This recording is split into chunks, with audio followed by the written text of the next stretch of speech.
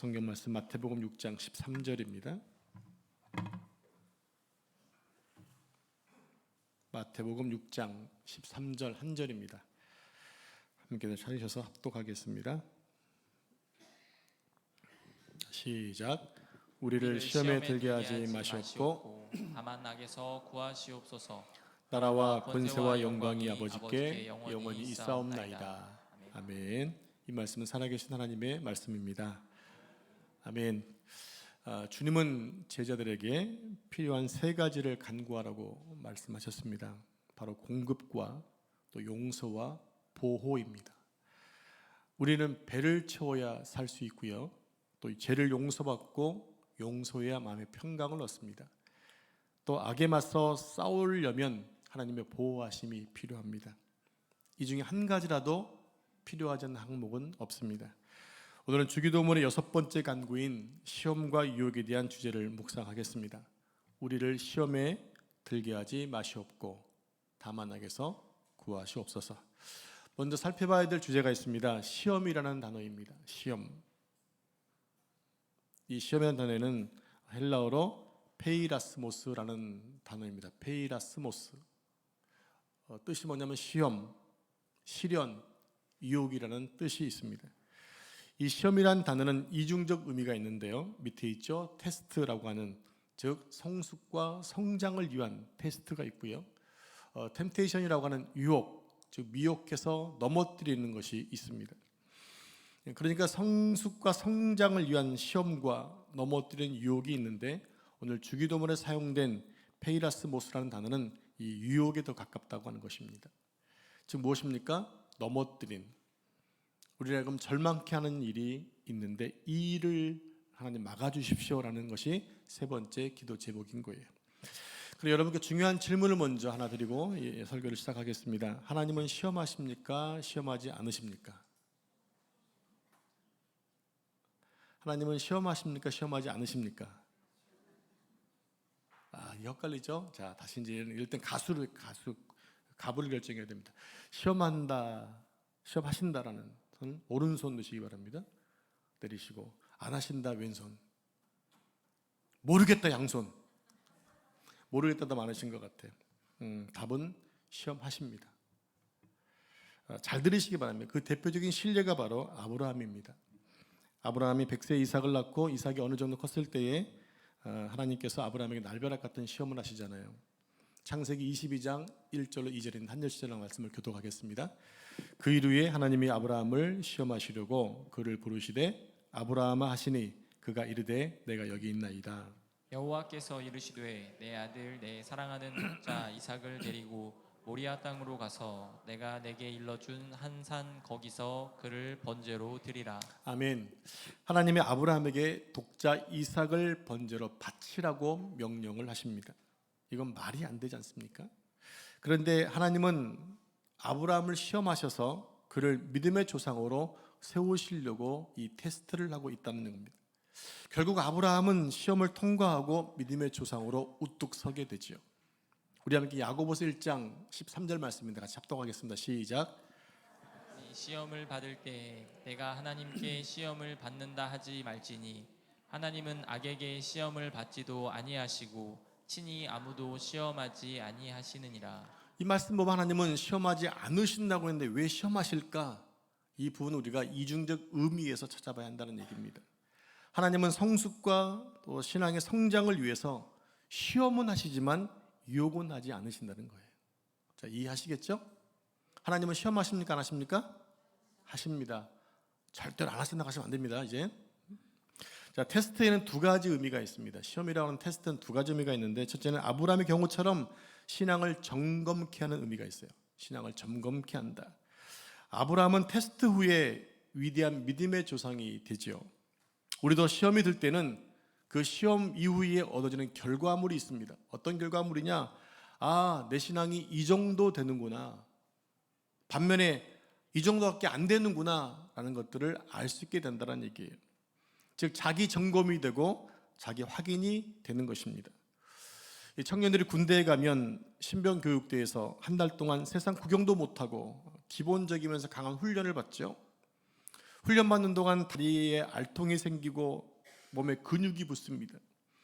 그것이 훈련을 통과한 후에 얻어지는 교훈인 것입니다. 하나님은 그런 차원에서 하나님의 사랑하는 자녀들을 시험하신다라는 거죠. 자, 시험에 받는 두 번째 의미가 뭐냐면 교육적인 차원의 의미가 있습니다. 교육적인 차원. 하나님은 왜 우리를 온전케 만드는 것일까? 왜 시험을 하시는 것일까라고 우리는 생각할 수 있거든요.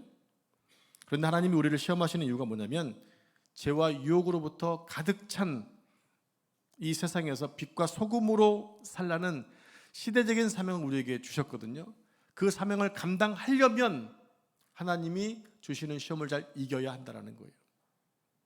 너희는 이 땅의 빛과 소금이 되어라. 그래서 더 힘들고 연약한 자를 일으켜 세우고 격려하고 위로하고 또 너희 착한 행실을 통해서 하나님께 영광을 돌리는 자가 되라. 이 일을 위해 하나님 우리에게 테스트하시고 교육하신다는 얘기입니다. 여러분, 자기가 겪어보지 않고 경험하지 않으면 절대로 남을 격려하거나 진심으로 위로할 수가 없습니다. 사람은 겪어봐야 남에게 진짜 위로의 말을 할 수가 있다는 얘기입니다. 엄마들은 군대 간 아들이 안 되고 불쌍해서 안타까워하지만 아버지는 군 생활을 해봤기 때문에 진정으로 위로하며 격려할 수가 있다는 거예요. 그래서 예수님은 천상의 보좌에 앉으셔서 우리를 구원하시는 것이 아니셨어요. 그분은 이 땅에 인간의 몸을 입고 오셔서 인간이 겪는 모든 아픔과 슬픔과 피곤함을 다 겪으신 이후에 돌아가셨기 때문에 우리를 정확하게 위로할 수 있다는 겁니다. 히브리서 4장 15절 말씀을 같이 합독하겠습니다. 시작. 우리에게 있는 대제사장은 우리의 연약함을 동정하지 못하실 이가 아니요 모든 일에 우리와 똑같이 시험을 받으신 이로되 죄는 없으시니라. 아멘. 히브리 기자는 얘기합니다. 예수님이 인간이 겪는 모든 눈물과 고난을 다 경험하셨기에 우리를 넉넉히 위로할 수 있는 분이라고 말하고 있는 거예요. 그러므로 하나님이 우리를 시험하셔서 성숙케 하시는 가장 중요한 이유는 우리라고 이 땅에서 빛과 소금으로 살라고 하는 것입니다. 소금으로 빛으로 살아내는 일, 우리가 그렇게 살아야 될 이유가 뭡니까? 하나님의 영광을 위한 것이라는 거죠. 자, 다음에 살펴볼 주제는 유혹이라는 주제입니다. 유혹. 자, 본문에 다만 악에서 구하시옵소서라고 되어 있는데 여기서 악이라는 단어는 악한 자를 의미합니다. 악한 자. 그 악한 자가 누구일까요? 당연히 사단 마귀입니다. 그리고 성경에 나오는 모든 악은 모두가 다 사단과 연결되어 있습니다. 이 악한 사탄 존재에 대해서 신학자였던 C.S. 루이스는 이렇게 얘기하며 두 극단을 조심해라. 두 극단을 조심해. 어떤 극단인가? 첫 번째로 내가 예수님을 믿는데 예수님 믿는데 또 요즘 세상에 이렇게 발달된 21세기에 사단과 귀신이 어디 있어? 즉 뭡니까? 한자의 극단이 뭐냐면 사단의 존재를 무시하는 사람들이 있다고 하는 거예요. 여러분들 사단이 있습니까? 없습니까? 있죠. 그 존재를 무시하시면 안 된다는 얘기입니다. 왜냐하면 사탄은 지금도 여전히 존재하고 있고요. 이렇게 우리가 사단이 없다고 말하면 사단이 섭섭해할 수 있어요. 자기는 있는데 없다고 그러니까 얼마나 섭섭하겠습니까? 이게 첫 번째 극단적인 얘기입니다. 사단은 존재하지 않는다. 두 번째는 뭐냐? 사단의 실체를 너무나 지나치게 강조한 나머지 주야로 사단을 묵상하는 사람들이 많다라는 거예요. 그래서 귀신론과 같은 잘못된 신학 체계를 만들어서 이 땅의 모든 문제가 다 사단의 장난이라고 취급하는 것입니다. 예를 들어 보겠습니다.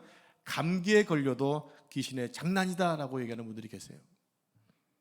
또 아내들이 물을 썰다가 손을 베는 것도 사단의 장난이라고 얘기한다는 것입니다.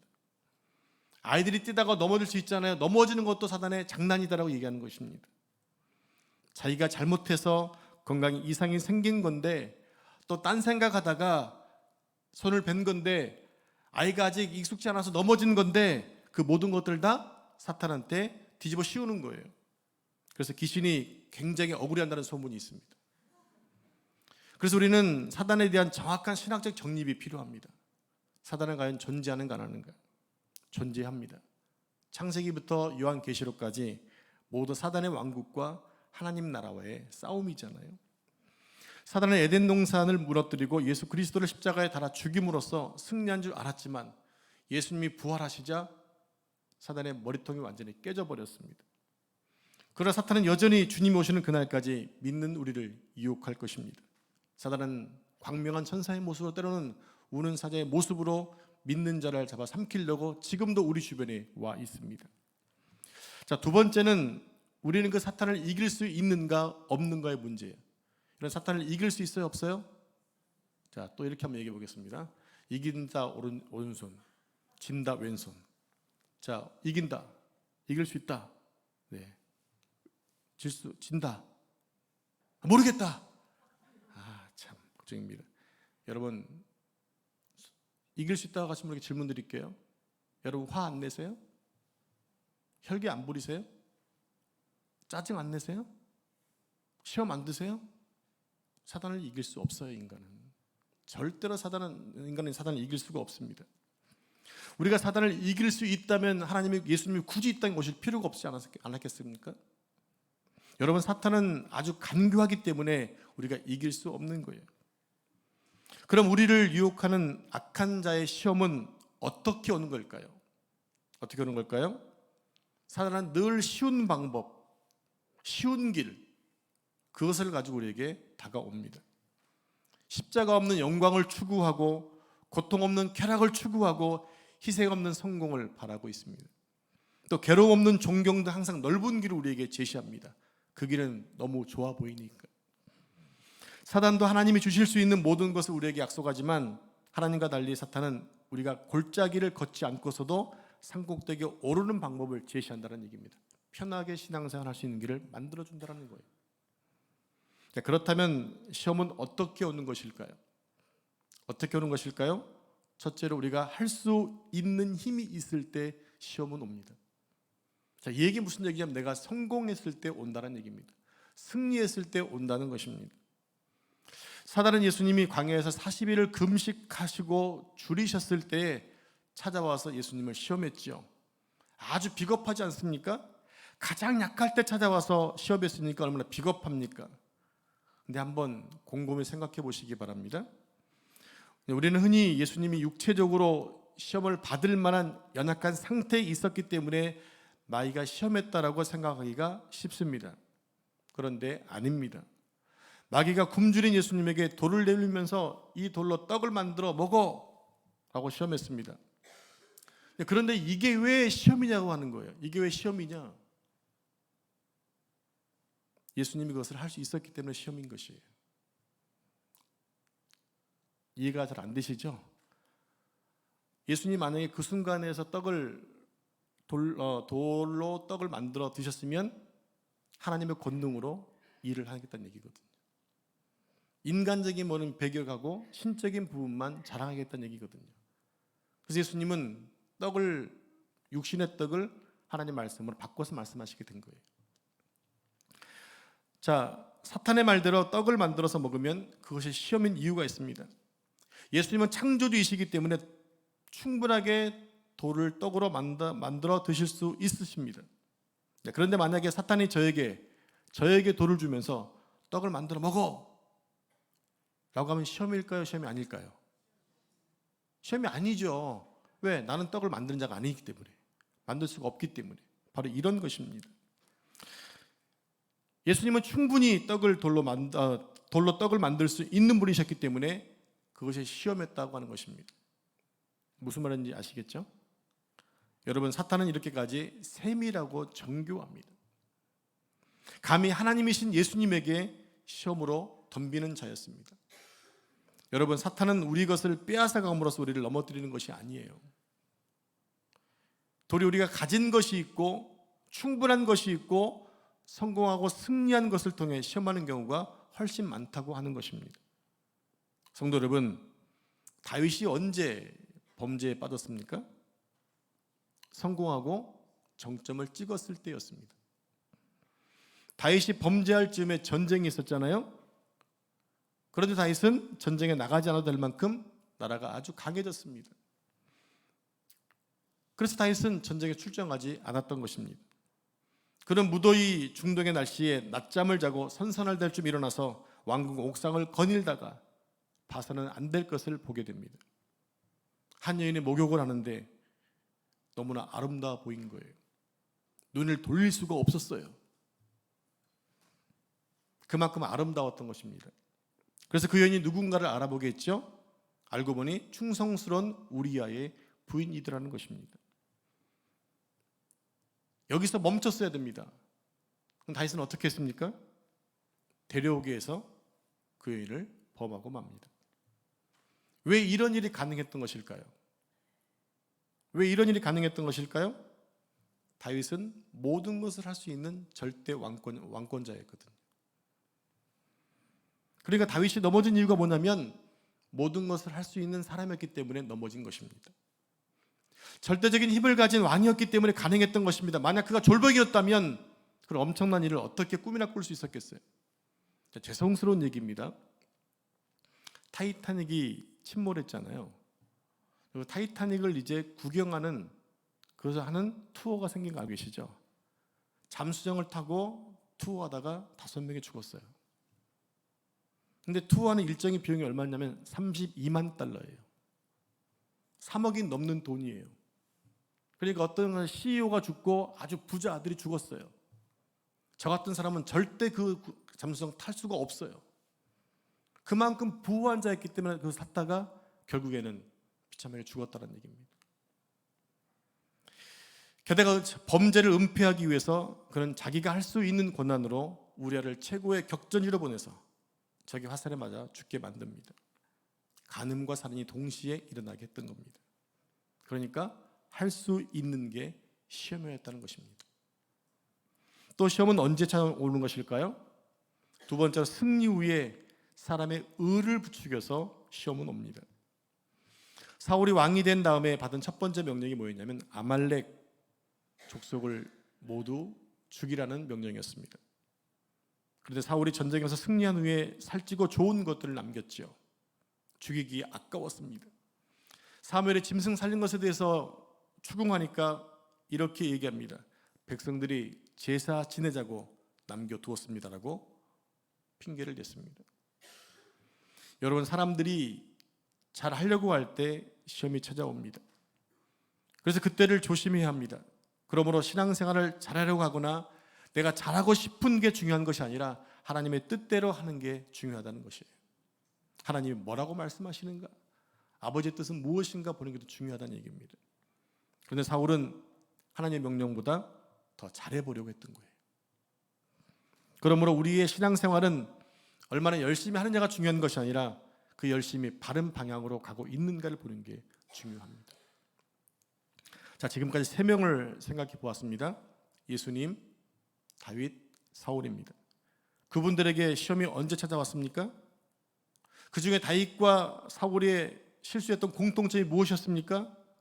잘 될 때, 잘할 수 있을 때, 잘 나갈 때 유혹에 넘어졌다는 것이에요. 그래서 사탄은 지난 교회 역사 가운데 교회를 무너뜨리기 위해서 많은 고난과 환난과 핍박을 주었지만 뿌리가 뽑히지 않았어요. 도리어 더 강성해졌어요. 사탄의 전략을 바꿨어요. 어떻게 바꾸느냐? 잘 되게 하고 은혜 받게 하고 성공한 다음에 무너뜨리는 작전으로 바꿨다는 것입니다. 여러분, 시험과 유혹은요, 기분이 좋고 또 아주 좋을 때 찾아와서 실패하게 하고 또 기분 나쁘게 하고 관계를 깨트려 버립니다. 고린도전서 10장 13절 12절 말씀이죠. 우리 함께 같이 합독하겠습니다. 시작. 선줄로 생각하는 자는 넘어질까 조심하라. 아멘. 이 말씀은 명심 또 명심해야 됩니다. 잘 나갈 때 더 조심하라는 거예요. 여러분이 성령 충만하고 모든 것이 은혜롭고 좋을 때 조심하시기 바랍니다. 시험은 누구에게나 올 수 있지만 중요한 것은 시험에 넘어가지 않는 것이 중요합니다. 저에게 시험이 안 오나요? 시험이 늘 와요. 넘어질 때도 있고 안 넘어질 때도 있겠죠. 여러분들에게 시험이 오나요, 안 오나요? 와요, 안 와요? 그 시험에 넘어질 때 있고 안 넘어질 때 있으셨죠? 네, 시험은 오지만 안 넘어져야 여러분 잘하는 거예요. 이제 성경에서 시험과 유혹과 관련된 몇 개의 말씀을 찾아보면서 주기도문 강의를 마무리하도록 하겠습니다. 첫 번째 고린도전서 10장 13절 말씀입니다. 같이 합독합니다. 시작. 사람이 감당할 시험 밖에는 너희가 당한 것이 없나니 오직 하나님은 미쁘사 너희가 감당하지 못할 시험 당함을 허락하지 아니하시고 시험 당할 즈음에 또한 피할 길을 내사 너희로 능히 감당하게 하시느니라. 아멘. 이 말씀은 이스라엘 공동체가 광야를 지날 때의 그 경험을 바울이 녹여서 쓴 아주 소중한 말씀입니다. 광야를 지날 때 하나님이 백성들을 많이 시험하셨는데 그 시험들 백성들이 한 번도 성공한 적이 없었어요. 그런데 이 말씀 가운데 시험 당할 즈음에 피할 길을 내신다는 말씀이 있지 않습니까? 여기서 말하는 피할 길이 무엇을 얘기하는가가 중요하겠죠? 다른 방법을 제시하겠다? 다른 길을 내시겠다가 아닙니다. 우리가 시험에 넘어질 때마다 이렇게 고백할 수밖에 없어요. 우리는 불능한 존재구나. 나는 어찌할 수 없는 존재구나. 10번 넘어지고 깨달아도 또 넘어지는구나 라는 것을 깨닫는 거지요. 그래서 우리가 피할 길은 오직 예수 그리스도밖에 없다는 사실을 알아가는 거예요. 여러분, 그래서 구약에 보면요, 예수라는 이름을 가진 여호수아가 이스라엘 백성들을 이끌고 가나안 땅으로 들어가야 했던 것이에요. 그 유능한 모세를 대신해서 여호수아는 구원자 아닙니까? 구원자 이름을 가진 자가 백성들을 구원하기 위해서 가나안 땅으로 들어갔다고 하는 거예요. 성도 여러분, 여러분에게 시험이 닥치면 예수님께 피하시기 바랍니다. 그러면 시험을 이길 수 있습니다. 나 혼자는 시험을 절대 이길 수 없지만 예수님께 피하면, 예수님 안에 있으면 시험은 이길 수 있다는 겁니다. 자, 두 번째입니다. 마태복음 26장 41절 시작. 시험에 들지 않게 깨어 기도하라. 마음에는 원이로되 육신이 약하도다. 아멘. 여기서 중요한 말씀이 뭐냐면 육신이 약하다는 말이에요. 육신이 약하다. 피지컬이 작다 이런 뜻이 아닙니다. 여기서 말하는 육신은 생물학적인 인간의 몸을 말하는 것이 아니라 하나님과 반대되는 모든 세계와 가치관을 얘기하는 거예요. 하나님이 싫어하시는 가치관들을 얘기하는 겁니다. 성경에서 육신으로 상징된 종족이 하나 나오는데 바로 그 종족이 아말렉 족속이에요. 모세가 이스라엘 백성들을 이끌고 홍해를 건너 광야에 첫 발을 내딛었을 때 제일 먼저 시비를 전쟁을 걸었던 민족이 바로 아말렉입니다. 여러분, 아말렉을 이스라엘 백성들이 홍해를 건너기 전에 만났습니까? 건넌 후에 만났습니까? 건넌 후에 만났습니다. 그렇다면 홍해를 건넌 것과 건너지 않는 것은 어떤 차이가 있는 것일까요? 홍해를 건넜다는 것은 예수님의 피로 구속함을 입은 하나님의 자녀가 되었다는 이야기입니다. 그래서 사도 바울은 이 홍해를 건넌 것을 세례받은 것으로 번역하고 해석하고 있습니다. 근데 그때 바로 세례를 받고 구원받고 은혜를 누려가는데 전쟁이 왔다라는 거예요. 싸움이 벌어졌습니다. 그런데 이게 너무나 당연한 싸움이라는 거예요. 이게 무슨 말일까요? 여러분, 우리 안에는요 아직도 예수님을 믿기 전에 옛사람의 그림자가 희미하게 남아져 있습니다. 우리 안에 죄에 대한 속성이 있고 또 죄에 대한 익숙함이 있고 달콤함이 있습니다. 그게 뭐냐? 그게 바로 아말렉이라는 거예요. 그래서 우리는 구원을 받았음에도 여전히 이 그림자를 지우지 못하고 있어요. 떨쳐내지 못하고 머뭇거릴 때가 있다는 얘기입니다. 그래서 이 아말렉 전쟁은 매일매일 우리의 삶 속에서, 의식 속에서 싸워야 하는 전쟁인 것이에요. 이게 바로 육신이 약한 것입니다. 그래서 이걸 위해 주님은 기도하라 말씀하시는 거예요.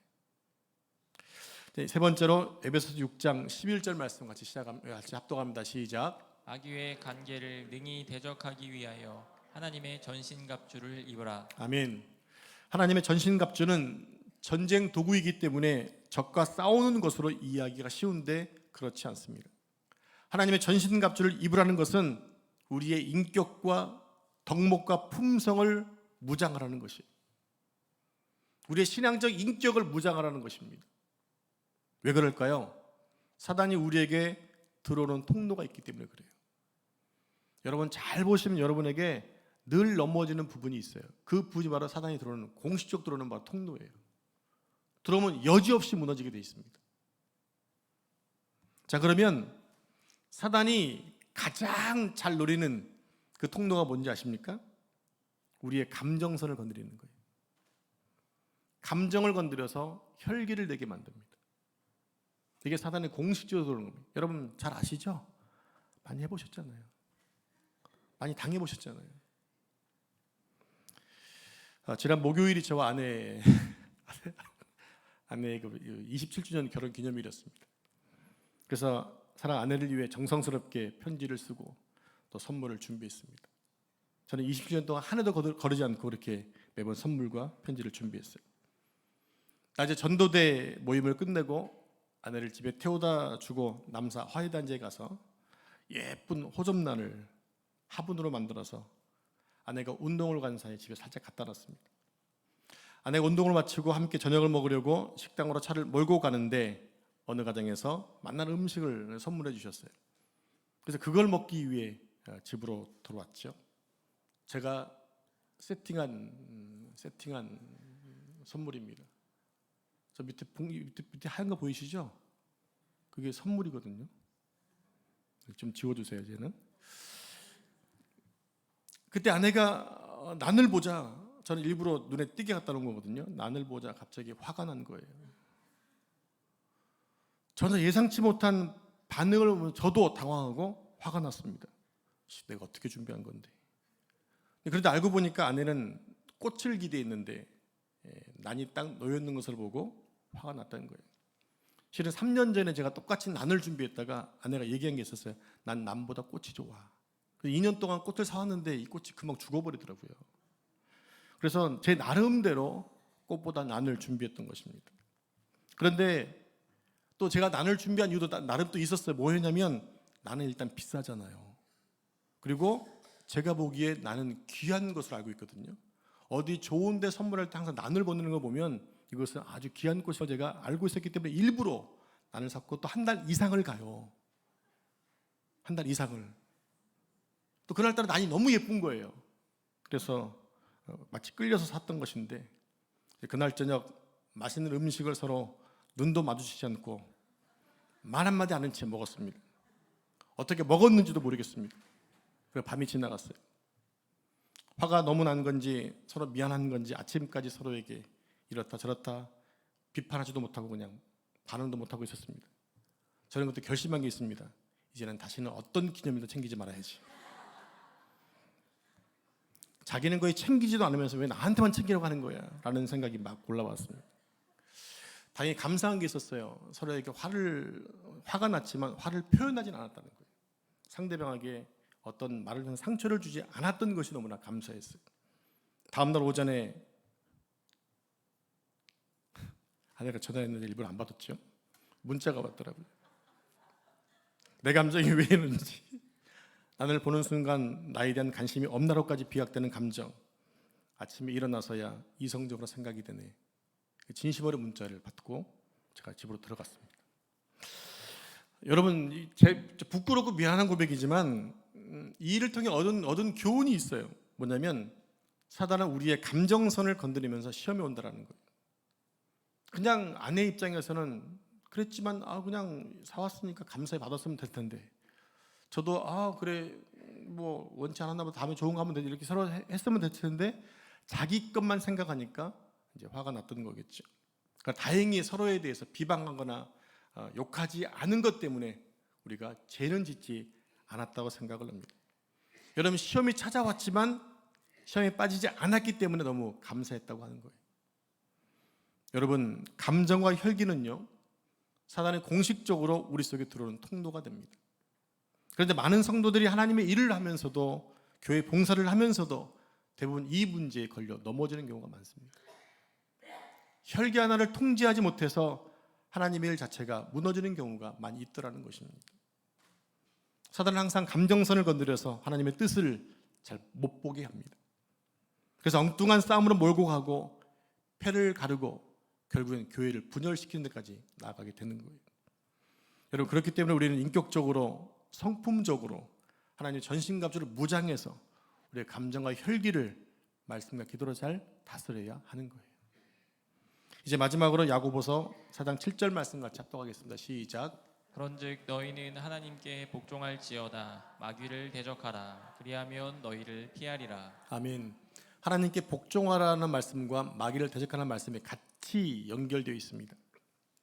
먼저 하나님께 복종한다는 게 뭘까요? 하나님께 복종한다는 일은 그 마귀를 대적하는 일이란 말인데, 하나님께 복종한다는 말은 구체적으로 이런 것입니다. 간단한 실례를 찾아보면 이렇습니다. 요셉이 보디발의 집에 종으로 잡혀갔을 때, 끌려갔을 때 20대 청년이었습니다. 성경은 얘기하면 용모가 빼어나고 아름다웠다고 기록합니다. 그래서 그에게는 날마다 불같은 시험이 있었어요. 불같은 시험이 날마다 있었습니다. 그 시험의 대상이 누구였느냐? 요염한 보디발의 아내가 젊고 잘생긴 요셉을 탐내고 있었던 것입니다. 그래서 시간 나는 대로 자기가 동침하자고 삐삐를 쳐대고 카톡을 보내는 거예요. 그때 요셉이 뭐라고 말했나요? 주인마님, 주인 어르신이 알면 큰일 납니다. 전 죽습니다라고 말하지 않았어요. 요셉은 이렇게 얘기합니다. 내가 어찌 하나님 앞에 득지하겠습니까? 그리고 그 자리를 도망쳤습니다. 요셉은 항상 그의 시선을 하나님 통제 아래 두었다는 것이에요. 항상 하나님을 생각하는 사람이었다는 얘기입니다. 요셉은 유혹을 곱씹어 보지 않았어요. 머릿속에서 상상을 키워가지도 않았습니다. 상대를 논리적으로 설득하려고 하지 않았습니다. 그는 그보다 훨씬 더 좋은 결정을 내렸어요. 유혹의 자리에서 도망쳐 버린 것입니다. 여러분, 우리는 언제든 그런 자리에 있을 수 있어요. 방법은 뭐냐? 버텨봐야지. 못 버팁니다. 다 아시잖아요. 그때 방법은 피하는 것입니다.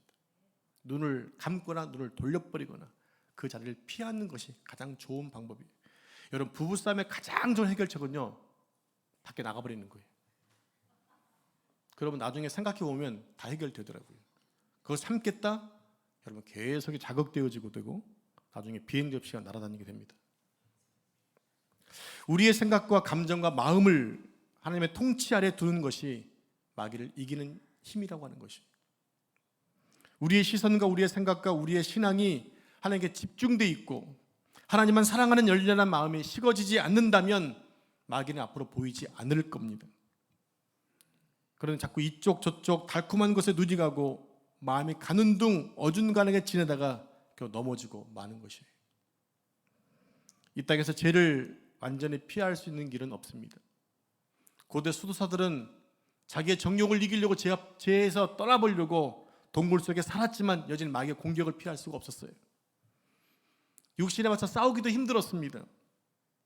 우리는 고통도 피할 수 없습니다.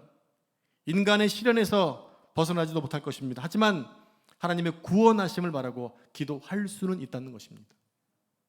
성도 여러분, 여러분에게 도움이 필요하다는 것을 인지하신다면 여러분의 기도를 기다리시는 우리 아버지가 있다는 사실을 기억했으면 좋겠습니다.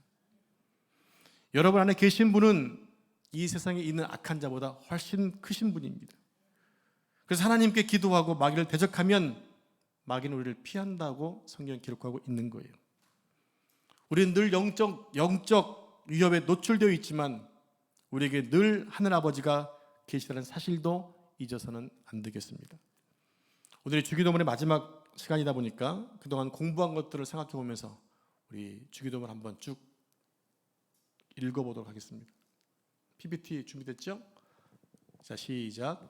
하늘에 계신 우리 아버지, 아버지의 이름을 거룩하게 하시며 아버지의 나라가 오게 하시며 아버지의 뜻이 하늘에서와 같이 땅에서도 이루어지게 하소서.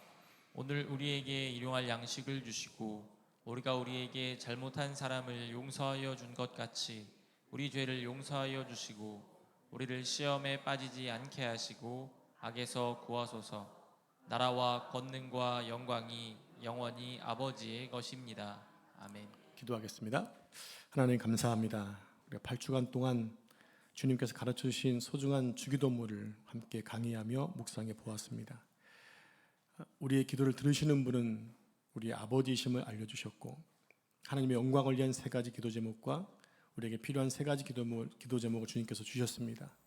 하나님, 이 땅에 살아가는 동안 우리가 시험을 당할 수밖에 없고 유혹을 당할 수밖에 없지만 넘어지지 않도록 도와주옵소서. 하나님, 전신갑주를 취하고 사단을 대적해서 매일 이기는 승리하는 삶으로 주님께 영광 올려드리는 삶을 살아갈 수 있도록 도와주시고, 하나님 우리가 빛과 소금으로 세워져 세상을 변화시키는 주역이 될 수 있도록 축복해 주옵소서. 이 모든 말씀 존귀하신 예수님의 이름으로 기도합니다. 아멘.